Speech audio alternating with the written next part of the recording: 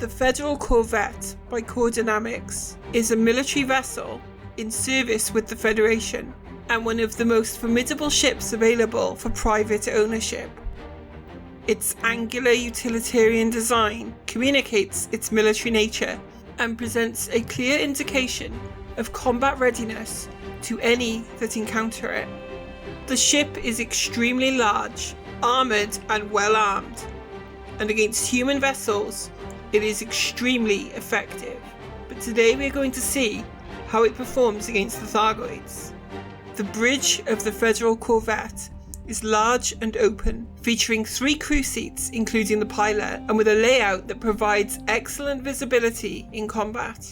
The Corvette has outstanding internal space for armour protection and any other modules you deem necessary. Its extremely large power plant also grants a lot of versatility in outfitting. When it comes to armaments, the Corvette is almost unparalleled in its hardpoint provision, with 2 smalls near the nose, 2 huge hardpoints behind the bridge, 2 mediums on the sides of the hull for flak, and a large on the underside for a thermal vent beam. This makes a total of 7. For its size, the Federal Corvette manoeuvres very well, with almost fighter-like rotational capabilities, though much weaker thruster performance for translational thrust. And all this armour protection and weaponry comes at a cost. The Federal Corvette is very slow in a straight line, significantly slower than any of the Thargoid interceptors. This means employing different strategies that would be optimal for smaller, more nimble craft, and makes mistakes far less forgiving due to the inability to easily break off from an engagement. This icon of the Federation is a sledgehammer of projecting force throughout the bubble. Let's see how it performs against the Thargoids. We changed things up in the order this week as we face off against the Basilisk first. All the fights in the Corvette would require different techniques than I normally use, but I thought the Basilisk had the biggest potential to be a problem.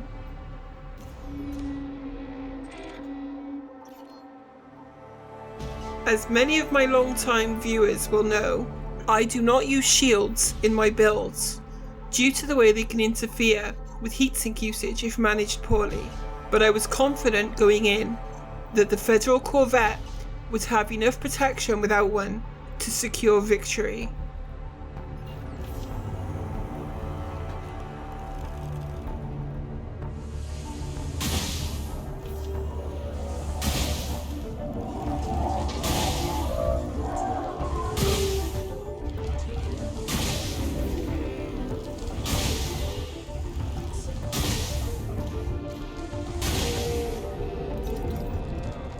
On attacking runs, the Corvette can quickly deal out damage. With this build, I'm able to fire all 4 Gauss at once. There is no chance of outrunning the lightning attack, and so charging the interceptor and using momentum to quickly escape the lightning attack is best. There is also no chance of gaining range for the swarm, and so I am using silent running and the occasional heatsink to engage the swarm while in range of the Basilisk.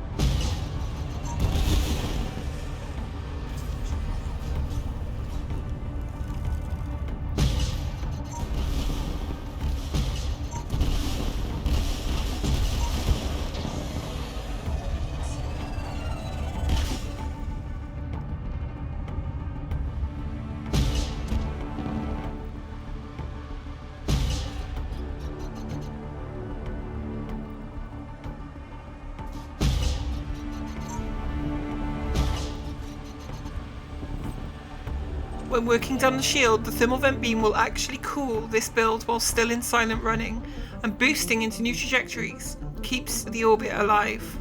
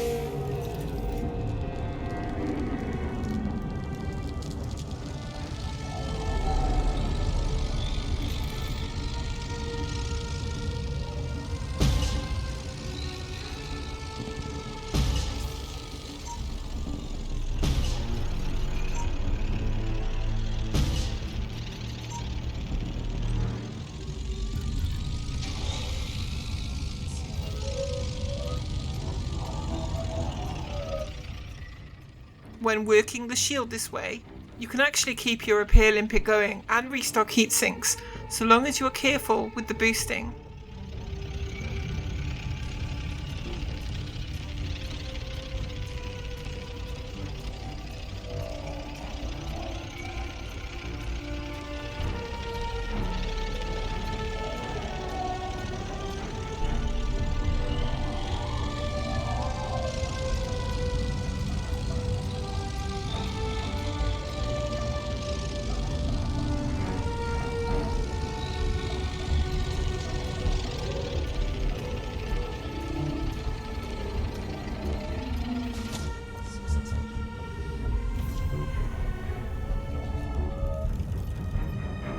Flying the Corvette requires a different psychology than I was expecting. You are not evasively picking off the Thargoid, you are bullying it into submission.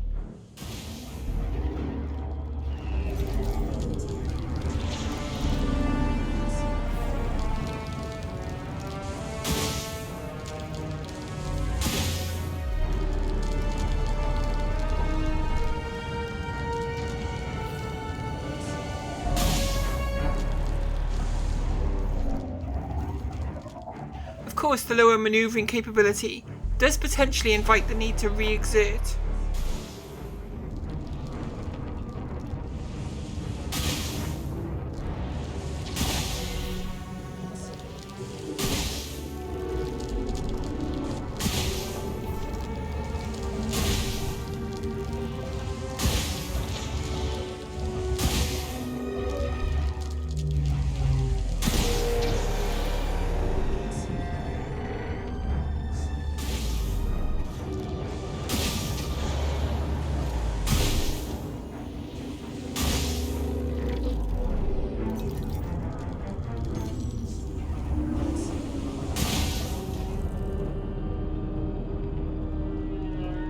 All in all, the Corvette makes easy work of the Basilisk, so long as good manoeuvring is prioritised. Next we face the Medusa, and while slower than the Basilisk, it is still significantly faster than the Corvette. Though with the firepower on offer, the Medusa will be receiving a lot of punishment.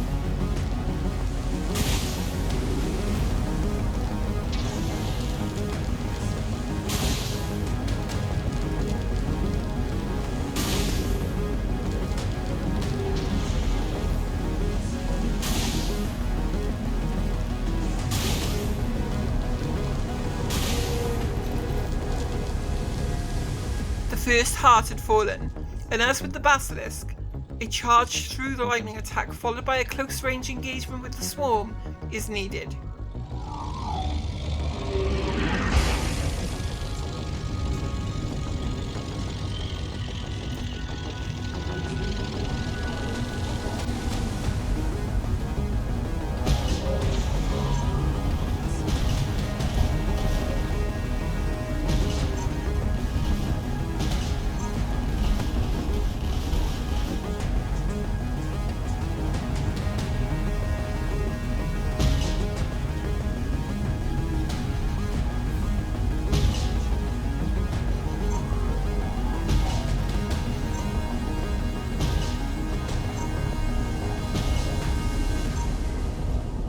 Again, working the shield down while into silent running does grant you the opportunity to repair and refill heat sinks. Once you are comfortable with the manoeuvring needed between attacking runs, you can fall into a very nice rhythm after the second heart.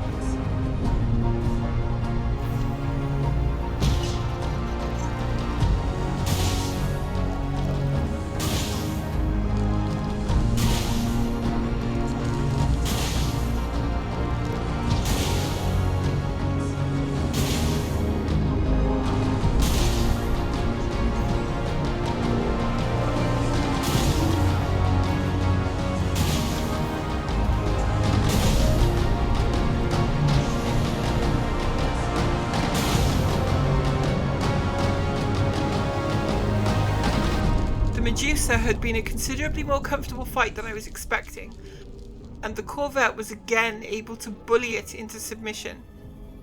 I now had to face the Hydra.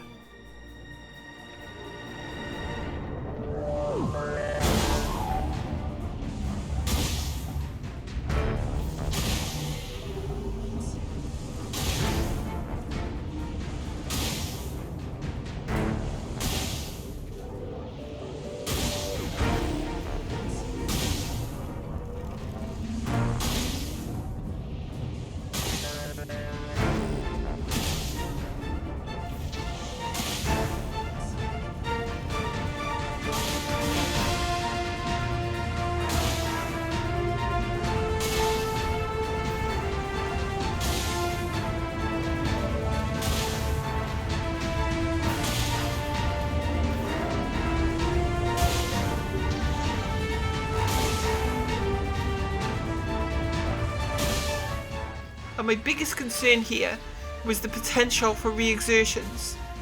I was unsure how the Corvette would fare against an enraged swarm should one be created.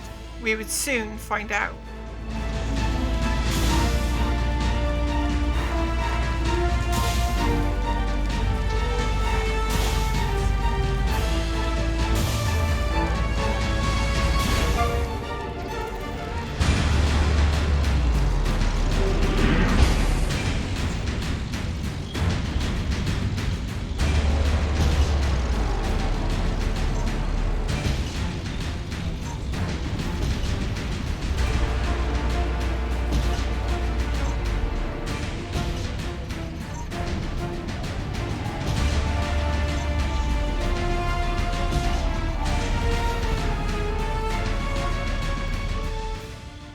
The ability to mount the large thermal vent beam not only keeps you cool in silent running, but also makes very quick work of the Hydra's shield. We would soon be on Heart 2.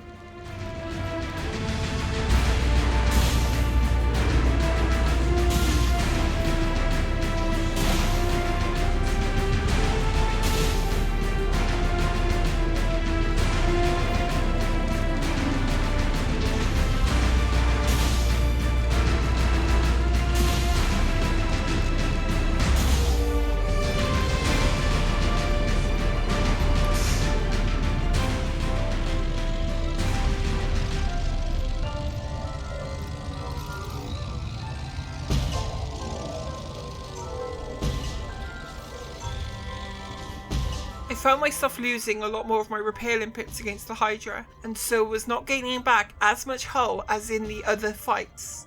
I had to just hope it would be enough to carry me through to victory.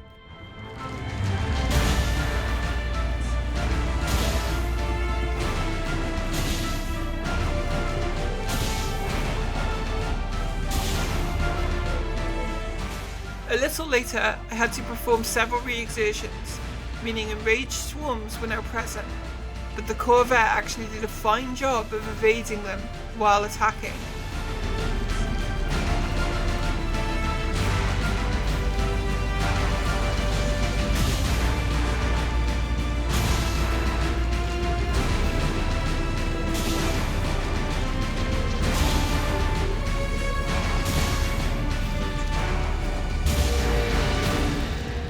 The fight was getting closer and closer to the end, but this was also incredibly late, and mistakes were being made. Several lightning attacks would occur in this fight. The Corvette is a very tough vessel though, and can handle it well.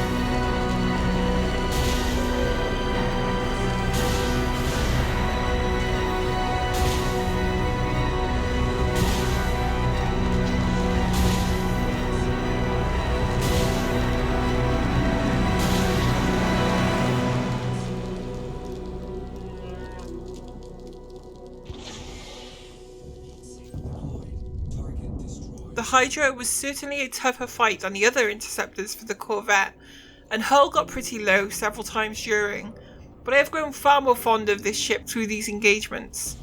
Now, there is a reason the Cyclops has been left to last in this video. I wanted to dip my toe into multigoid in this ship.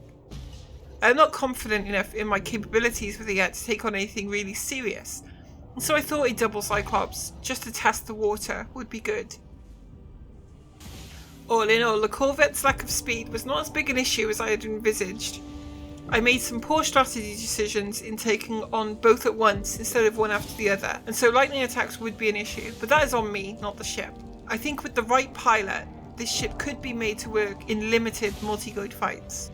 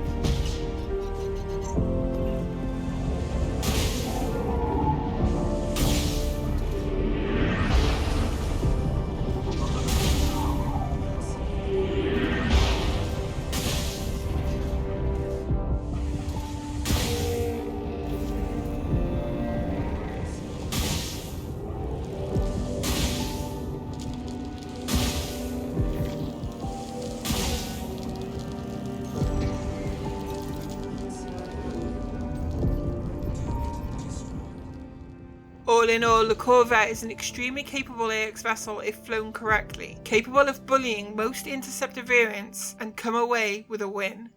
I would definitely recommend running a shield and cell banks over my shieldless build, as you will gain considerably more protection that way, but as you can see, even when flown in a way it was never designed to be used, the Federal Corvette can excel at hunting bugs, worthy of its fearsome reputation.